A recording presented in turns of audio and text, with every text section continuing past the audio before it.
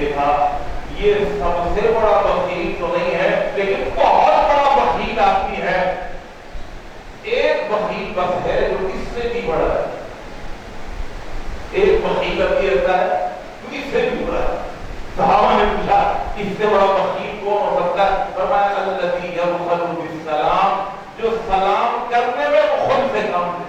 اللہ افشوا السلام، سلام کو پھیلاؤ، سلام کو عام کرو.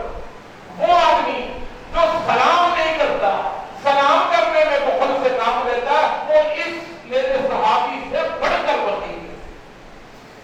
وہ تو چلا گیا. اللہ اکبر. مجمع میں ایک اللہ کے رسول صلی اللہ علیہ وسلم کے اور صحابی جن کا نام تھا ابو الدرداء رضی اللہ تعالی عنہ. انس بن مالک کہتے ہیں ہم نے دیکھا کہ ابو الدرداء اس مجمع سے نکلے اور نکل کر اس آدمی سے جا کر اس نے ملاقات کری. ابو الدرداء پہنچ گئے، سلام دعا کری. کہا مجھے جانتے ہو؟ آپ کو کون نہیں جانتا؟ آپ تو ابو الدرداء ہیں. آپ مدینے میں جو میرا باغ ہے اس کو بھی جانتے ہو؟ کہا آپ کا باغ مدینے کے تمام باغوں میں جو کھجوریں نکلتی ہیں سب سے عمدہ کھجوریں آپ کے باغ کی ہے. جانتا ہوں آپ کو. آپ کو پتا ہے باغ والا باغ والے کو جانتا ہے. اسی کیٹیگری کے لوگ ہوتے ہیں، جانتے ہیں وہ. آپ نے فرمایا کچھ اور بھی جانتے ہو میرے باغ کے بارے میں؟ کہا جی معلوم ہے. آپ کے باغ میں ایک کنواں بھی ہے اور اس کنویں سے مسلسل پانی نکلتا ہے، یہی وجہ ہے باغ کی کھجوریں بڑی عمدہ ہے. پوچھا اور بھی باغ کے بارے میں جانتے ہو؟ کہا جی جانتے ہیں. کیا جانتے ہو؟ آپ کے باغ میں کھجور کے کوئی 100 نہیں، 50 نہیں، 200 نہیں، کھجور کے کل 600 درخت لگے ہوئے ہیں. پوچھا کچھ اور بھی جانتے ہو؟ کہا جی جانتا ہوں. کیا جانتے ہو؟ آپ نے اپنی رہائش کا اپنا بنگلہ، اپنی کوٹھی، اپنا گھر بھی آپ نے اس کے اندر ہی بنایا ہوا ہے. ابو الدرداء کہنے لگے اب جب جانتے ہو سب کچھ تو آپ مجھ سے سودا کرو گے؟ کہا کیسا سودا؟ کہا سودا یہ ہے کہ وہ ایک درخت مجھے دے دو اور بدلے میں میں تمہیں پورا باغ دے دوں. وہ کہنے لگا بھائی دماغ ٹھکانے ہیں. ایک درخت کے بدلے 600 درخت، ایک درخت کے بدلے پورا باغ. اللہ اکبر. کہا سودا کرو، کر سکتے ہو تو. کہا ٹھیک ہے بھائی منظور ہے، سودا کینسل نہیں ہوگا. کہا سوال ہی پیدا نہیں ہوتا. کہا ایک درخت کا مالک آج سے میں بنا اور پورے 600 درختوں والے باغ کے مالک آج سے تم بن گئے. وہاں سے نکلے اللہ کے پیغمبر صلی اللہ علیہ وسلم کی خدمت میں حاضر ہوئے اور حاضر ہو کر عرض کی اے اللہ کے پیغمبر، آپ نے اپنے ایک صحابی کو پیشکش کی تھی کہ وہ ایک درخت اگر تم مجھے دے دے تو میں جنت کا ایک ایسا درخت دلوا دوں گا جس کے سائے کے اندر ایک شہسوار 100 سال تک بھی دوڑے گا تو اس کا سایہ ختم نہیں ہوگا.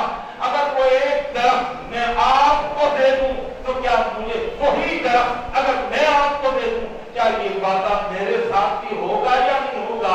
آپ نے فرمایا بالکل ہوگا. لیکن وہ کیسے دے گا؟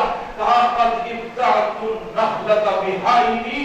اے اللہ کے پیغمبر وہ ایک کھجور کا درخت میں نے اپنے پورے باغ کے بدلے خرید لیا ہے. وقد اعطیتکھا، اور وہ درخت میں نے آپ کو دے دیا.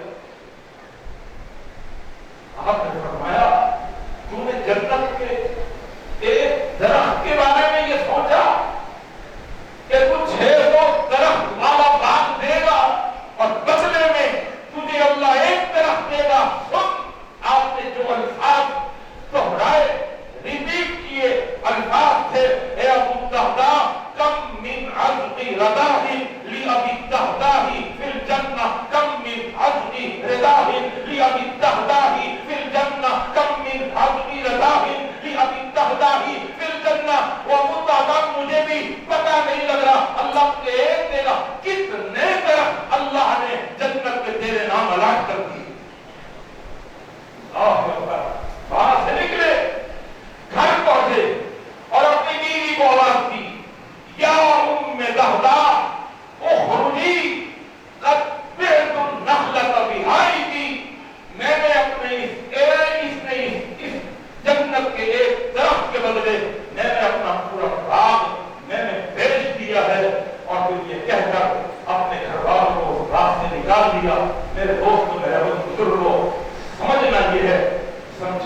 یہ ہے، کہنا یہ چاہتا ہوں، سنانا یہ چاہتا ہوں، خود سمجھنا اور سمجھانا یہ چاہتا ہوں. آج میرے اور آپ کے نزدیک بس دنیا ہے، دنیا ہے ہماری صبح دنیا کے لیے، شام دنیا کے لیے، رات دنیا کے لیے، جینا دنیا کے لیے، ہماری ہر ایکٹیویٹیز دنیا کے لیے. لیکن میرے دوست میرے بزرگوں، اللہ کا قرآن کہتا ہے وَمَا الْحَيَاةُ الدُّنْيَا إِلَّا مَتَاعُ الْغُرُورِ.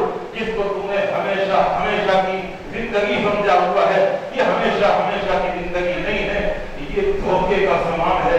کسی دن دھوکا ہو جائے گا. وَإِنَّ الدَّارَ الْآخِرَةَ لَهِيَ الْحَيَوَانُ. آخرت کی زندگی ہی در حقیقت زندگی ہے. لَوْ كَانُوا يَعْلَمُونَ. کاش کہ اس بات کو لوگ جان لیں